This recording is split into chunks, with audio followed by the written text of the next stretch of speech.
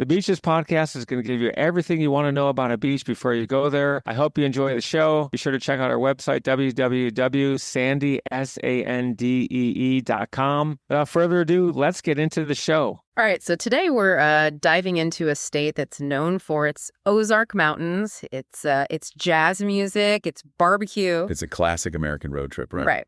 But your research request, it took a turn for, the unexpected. Beaches in Missouri. You could say that. It's not the first thing that comes to mind, is it? But that's what makes this deep dive interesting, right? It definitely does. And the sources you sent, they weren't talking about just any beaches. You were looking into the legality of nude beaches, best locations, even factoring in the weather. You're after a very specific kind of experience. It's more common than you might think. But you hit the nail on the head with specific. That really helped us narrow things down. We skipped the typical Missouri travel blogs and went straight to the source material.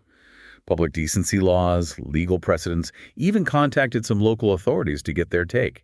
Okay, so let's unpack this legal side a bit. We have to be careful here, right? Missouri, as we said, isn't exactly known for its sprawling coastlines. It's more about lush forests, rolling hills. Exactly. Landlocked leisure, you could say. Precisely. So where do nude beaches even fit into this equation?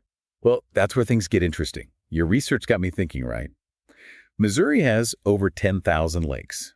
Maybe instead of searching for a traditional beach experience, we should be looking at these lakes. Think about it. Secluded coves, maybe even private properties with, let's say, more relaxed policies. So we're talking about finding those legal loopholes, those gray areas where things might be permissible. Exactly. And, it's not unheard of. Remember that case we found a while back in their neighboring state? Clothing optional gathering on a privately owned lakefront? Totally legal. Who's to say similar situations don't exist in Missouri? That's a great point. Now, I'm curious, how do Missouri's public decency laws actually play into this? That's the million-dollar question, isn't it? From what we've gathered, they're generally interpreted quite conservatively. However, and this is key, they often focus on lewd behavior, not nudity itself. So a clothing-optional gathering in the right location might not necessarily raise any legal red flags. Okay, so let's say, hypothetically speaking, we find that loophole, that perfect spot where things are, shall we say, a little more free-spirited. Where in Missouri could we actually bask in the sun au naturel? Oh, now you're talking my language. And this is where your initial research on location and weather really comes into play. It's not just about finding a secluded spot. It's about finding a secluded spot where you won't get rained out in your birthday suit. Right. You did mention weather considerations, which are crucial for any beach experience, especially when you're aiming for minimal tan lines.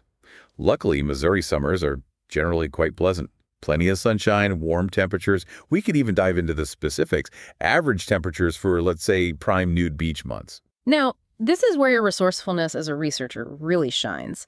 Have you considered looking into property rental websites, local forums, maybe even those online communities dedicated to, let's just say, alternative lifestyles?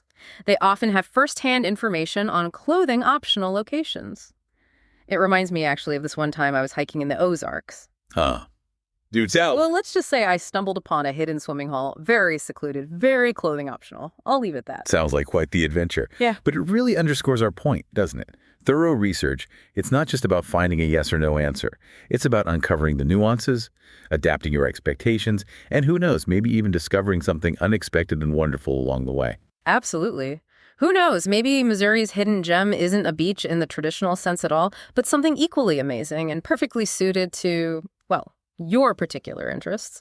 Something for our listeners to ponder, perhaps. Indeed. Happy researching. Thanks for listening to the show, and be sure to tune in next week for your favorite episode about some of the best beaches and beach information in the world.